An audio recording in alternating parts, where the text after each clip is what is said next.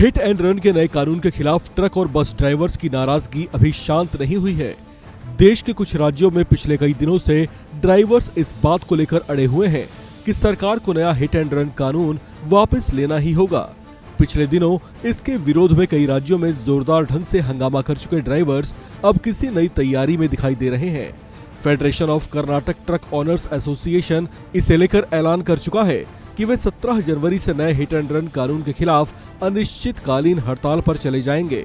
Federation of Karnataka truck owners association के अध्यक्ष सी नवीन रेड्डी ने बताया कि ये फैसला बैठक में सर्वसम्मति से लिया गया है। उन्होंने हिट एंड रन के नए कानून को सरकार का एक तरफा फैसला बताया है।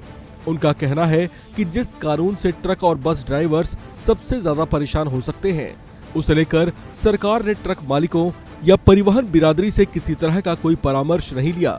17 जनवरी को कर्नाटक में होने वाली ट्रक ड्राइवर्स की बड़ी हड़ताल की तैयारियों को लेकर कहा जा रहा है कि इसका प्रभाव बड़े स्तर पर अन्य राज्यों में भी ट्रक मालिकों और ट्रक ड्राइवर्स एसोसिएशंस पर पड़ सकता है और वे सब भी एकजुट होकर इस नए कानून के खिलाफ जोरदार ढंग से बिगुल फूंक सकते हैं।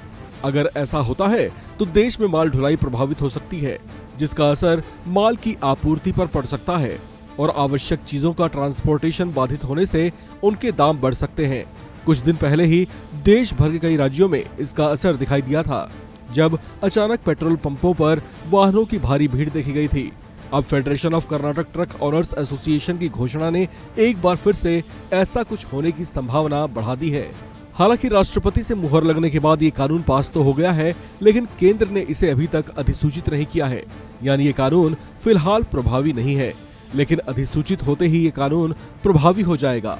इसी बात से देश भर के ट्रक और बस ड्राइवर्स इसे लेकर सहमे हुए हैं।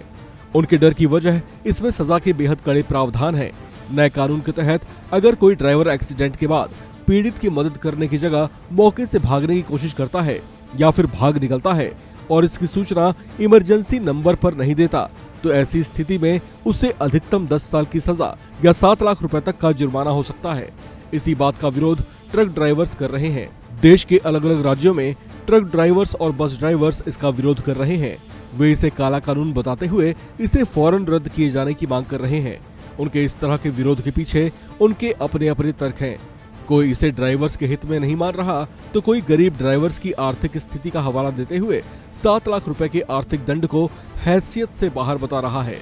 जबकि कुछ का कहना है कि नए कानून को वापस लिए जाने तक वे अपना विरोध जारी रखेंगे। ऐसे में इसे लेकर आगे किस तरह की स्थिति रहने वाली है, उस पर चर्चाएं तेज हैं। इस खबर में फिलहाल इतना ही। बाकी अपडेट्स के लिए आप बने रहिए वन इंडिया हिंदी के साथ।